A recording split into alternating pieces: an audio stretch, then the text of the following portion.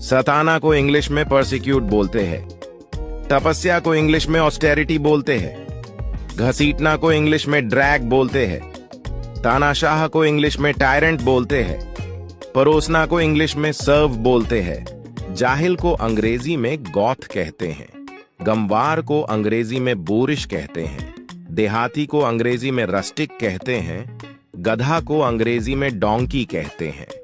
पागल को अंग्रेजी में मैड कहते हैं। बेचारा को अंग्रेजी में हेल्पलेस कहते हैं। मासूम को अंग्रेजी में इनोसेंट कहते हैं। मंदबुद्धि को अंग्रेजी में मॉरन कहते हैं। भागकर शादी करना को अंग्रेजी में इलोप कहते हैं। सुहागरात को अंग्रेजी में नप्शल नाइट कहते हैं। 7 फेरे को अंग्रेजी में 7 वाउज कहते हैं। बालों की छोटी को अंग्रेजी में प्लेट कहते हैं। दरवाजे की कुंडी को अंग्रेजी में लैच कहते हैं। भगवान का प्रसाद को अंग्रेजी में ब्लेसेड फूड कहते हैं। बेवड़ा को अंग्रेजी में बूजर कहते हैं। दोपहर की नींद को अंग्रेजी में सिएस्टा कहते हैं। थप्पड़ मारना को अंग्रेजी में स्लैप कहते हैं। घबराहट को अंग्रेजी में एजिटेशन कहते हैं। कंजूस को अंग्रेजी में माइजर कहते हैं। जब्त करना को अंग्रेजी में सीज कहते हैं। गुंडागर्दी को अंग्रेजी में वैंडलिज्म कहते हैं। डकैती को अंग्रेजी में मगिंग कहते हैं। जेब काटना को अंग्रेजी में पिक पॉकेट कहते हैं। किसी दिन को अंग्रेजी में समडे कहते हैं। आजकल को अंग्रेजी में नाउअडेज कहते हैं। उसके बाद को अंग्रेजी में देयर आफ्टर कहते हैं। इसके बाद को अंग्रेजी में हियर आफ्टर कहते हैं। इसके बाद से को अंग्रेजी में हेंसफोर्थ कहते हैं। किसी भी समय को अंग्रेजी में एनी टाइम कहते हैं।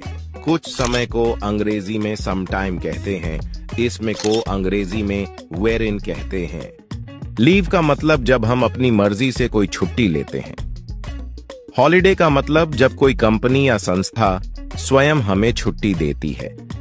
स्विम का मतलब जब जमीन पर रहने वाले जीव तैरते हैं तो उसे स्विम कहते हैं।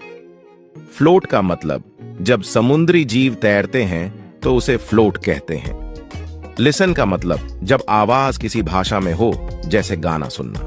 हियर का मतलब जब आवाज किसी भाषा में ना हो, जैसे नदी या झरने की आवाज। एक्सेप्ट का मतलब स्वीकार करना।